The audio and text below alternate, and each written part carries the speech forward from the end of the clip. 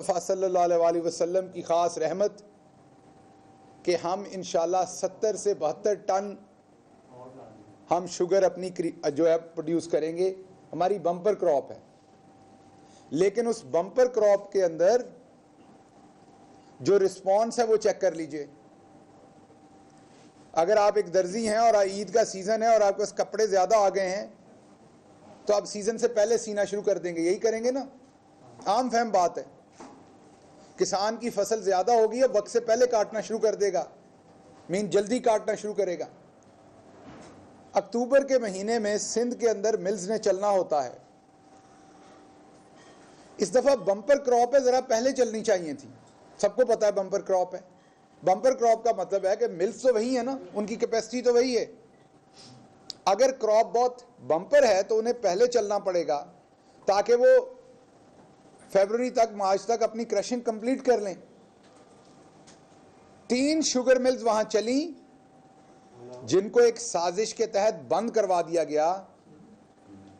18वीं तरमीम के बाद सिंध के अंदर 18वीं तरमीम के बाद, हालांकि ये सूबाई मसला है कमोडिटीज को मैनेज करना, लेकिन क्योंकि इसे पॉलिटिसाइज किया जाता है और यार भाई ये क्या, और हाँ हो गया ठीक है, और इसे पॉलिटिसाइज किया जाता है ताकि सारा वजन जो है वो वफाकी गवर्नमेंट के ऊपर डाल दिया जाए। वो जो 3 मिल्स वहां पर चली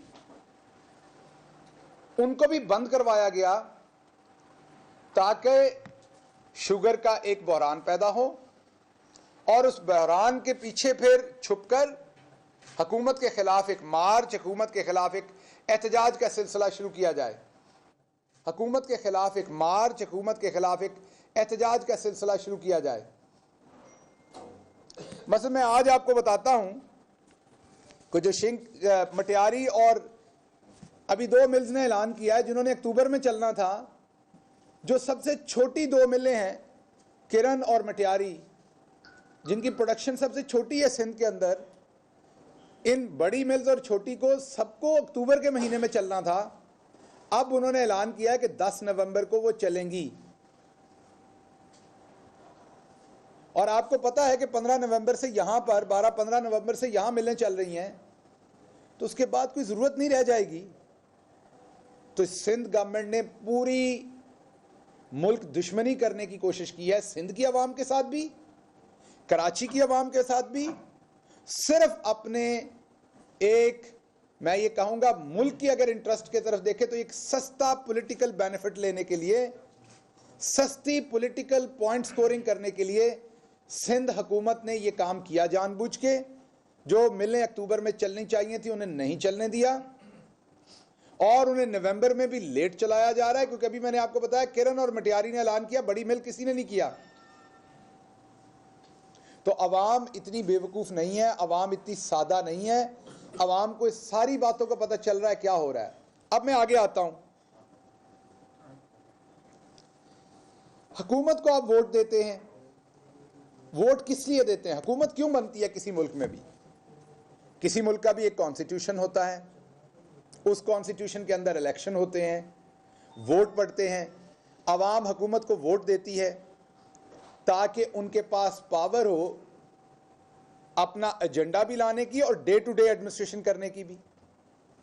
एडमिनिस्ट्रेशन जैसा कि स्कूल कब खुलने हैं, बंद होने हैं ताकि बच्चों को तालीम मिले, पुलिस का निज़ाम ताकि लोगों को सिक्योरिटी मिले, अशिया खुर्दोनोश की मूवमेंट का असूल कि दुकानें कितने बजे खुलनी है, कितने बजे बंद होनी है, कौन सी सड़क पर क्या चलना है, प्रायोरिटी दे देते हैं। जैसे आप कुछ सेक्टर्स को प्रायोरिटी दे देते हैं, बिजली किसको पहले मिलनी, गैस किसको पहले मिलनी है। ये सारे इख्तियारात हुकूमत के पास क्यों हैं? क्योंकि इससे सोसाइटी का एक नज़्म व नस्क चलता है।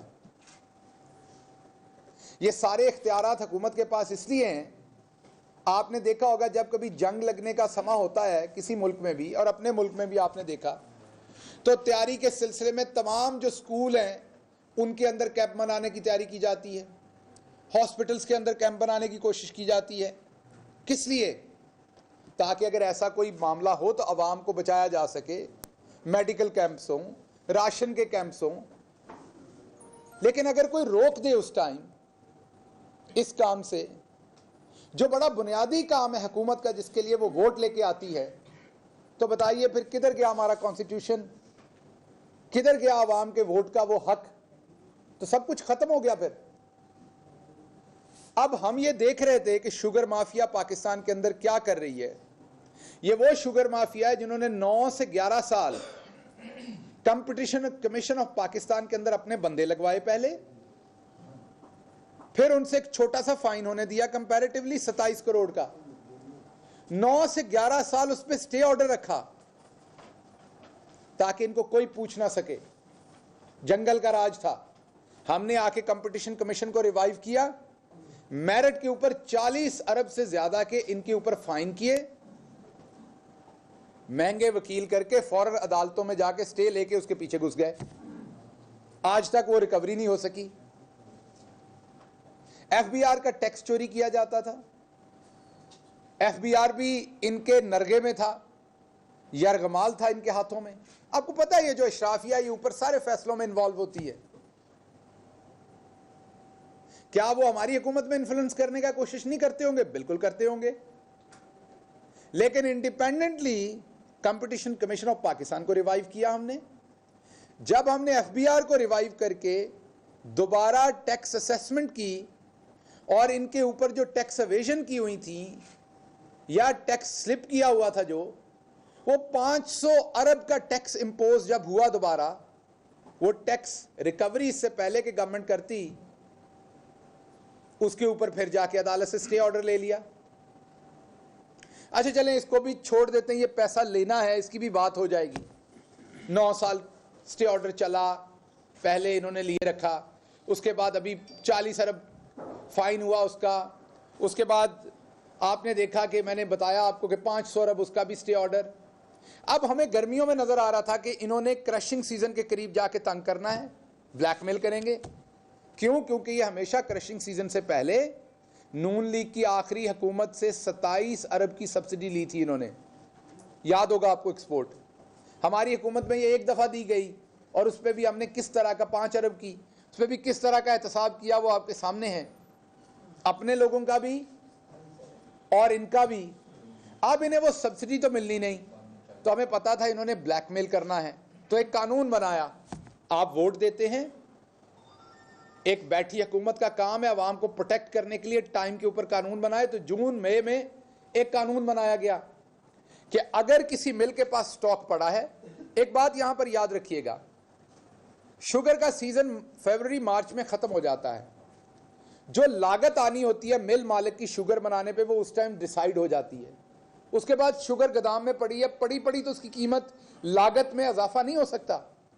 तो उस टाइम हुकूमत ने कीमत डिसाइड कर दी, उसका नोटिफिकेशन हो गया और एक कानून बनाया कि वो जो कीमत डिसाइड हुई जिसमें ये बेचते रहे उस टाइम, अगर कोई उस कीमत पे नहीं बेचेगा और किसी के पास चीनी पड़ी होगी तो हम अपनी आवाम को भूखे तो नहीं मरने देंगे ना, हम वो चीनी उठा के आवाम तक लेके आएंगे।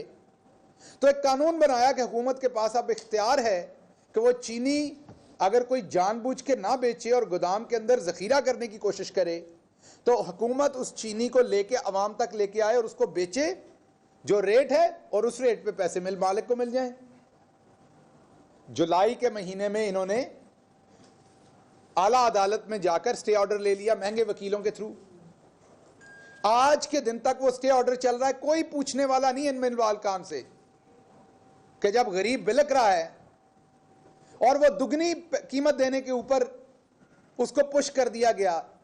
सारी गाली गलोच हुकूमत को होती है। मुझे बताइए हुकूमत यहां पर क्या करे? हुकूमत की जिम्मेदारी थी सिचुएशन को टाइम पे असेस करे, हुकूमत की जिम्मेदारी थी एक कानून बनाए, हुकूमत की जिम्मेदारी थी उसको इंप्लीमेंट करे, और ये महंगे वकील करके अदालत से स्टे ऑर्डर लेके हुकूमत के हाथ बांध देते हैं। तो अब अवाम बताए कि हुकूमत इस सिचुएशन में क्या करे। इनके वकीलों से, इनसे ये जो आपको पीडीएम वाले कहते हैं, मैं ये नहीं कहता हमारी तरफ वाले लोगों की शुगर मिलें नहीं होनी चाहिए, उनसे भी अवाम को पूछना चाहिए। बिल्कुल जो इनकी तरफ शुगर मिलों वाले हैं, आधी से ज्यादा शुगर मिलें इनकी है।